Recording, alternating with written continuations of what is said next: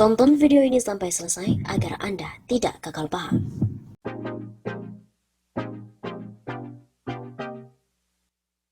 Ada 157 pelanggaran yang dilakukan pemerintah era Jokowi. Sikap intoleran di beberapa daerah di Indonesia terus berlangsung di era kepemimpinan Presiden Joko Widodo. Direktur Riset Setara Institute, Halili Hasan menerangkan, perilaku intoleransi yang dia catat kebanyakan dilakukan pemerintah daerah berupa pelanggaran kebebasan beragama atau berkeyakinan. Dalam periode pertama pemerintahan Presiden Joko Widodo, pemerintah daerah merupakan aktor negara yang paling banyak menjadi pelaku pelanggaran KBB dengan 157 tindakan. Ujar Halili dalam siaran pers yang diterima oleh kantor berita politik RMOL pada hari Selasa 29 September.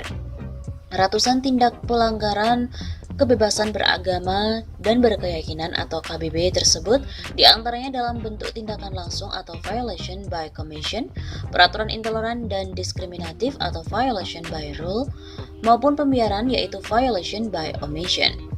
Bahkan perilaku seperti itu diakui kembali marak jelang setahun pemerintahan Joko Widodo Ma'ruf Amin, di mana berbagai pelanggaran KBB dan ekspresi intoleransi menunjukkan peningkatan intensitas paling tidak dalam sebulan terakhir ini.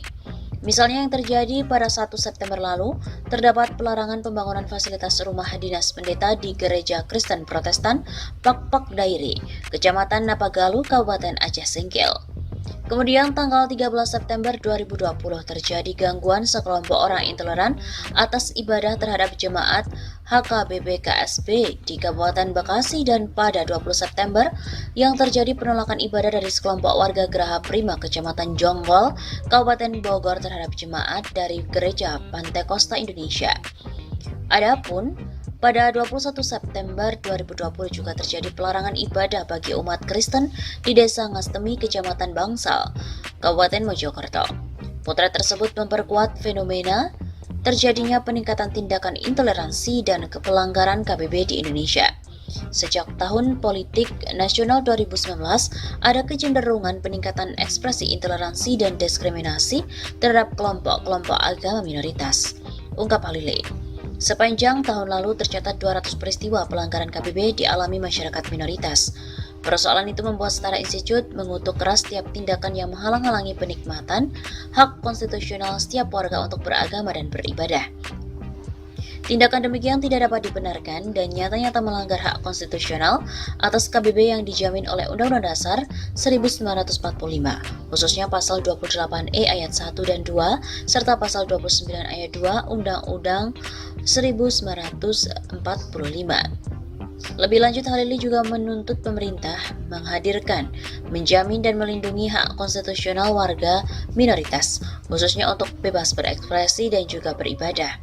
Secara khusus, Setara Institute mendesak Menteri Dalam Negeri Tito Karnavian untuk mengambil tindakan yang memadahi, lebih progresif, dan sesuai dengan otoritas legal dan demokratik untuk menjamin tata kelola pemerintah daerah yang inklusif dan toleran terhadap kebinekaan. Dalam catatan Setara Institute sejak tahun 2007, salah satu persoalan terbesar intoleransi dan pelanggaran KBB di Indonesia terletak pada level negara. Pemerintah selama ini lebih sering absen ketika para kelompok minoritas diintimidasi, direstriksi, didiskriminasi, bahkan dipersekusi. Begitu tutupnya.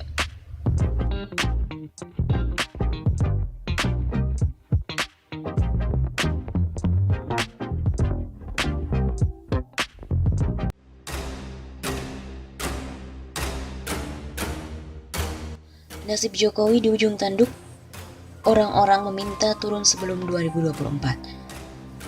Nasib Presiden Jokowi tampaknya berada di titik nadir. Netizen mengungkapkan kekesalannya pada orang nomor satu tersebut di sosial media. Bahkan, tagar turunkan sebelum 2024 menjadi trending topik. Misalnya saja pada akun @anto28 menyebut bahwa Jokowi sudah layak untuk turun dari jabatannya. Ia menyebutkan setidaknya ada 9 poin yang mendasari apa yang ia katakan.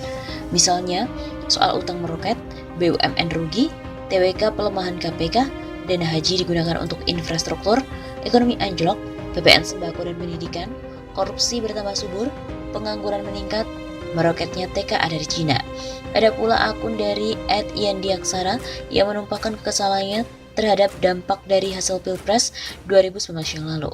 Nyoblosnya 5 menit, menderitanya bertahun-tahun. Lontong-lontong dasar. Begitu tulisnya. Kemudian ada juga akun dari Awal Koe yang menyindir gaji komisaris yang ratusan juta, tapi perusahaannya mengalami kebangkrutan. Ada gaji komisaris BUMN ratusan juta rupiah, tapi perusahaannya rugi mulu dibiarkan. Ada rakyat makan susah, tapi sembako mau dipajaki. Begitu tulisnya.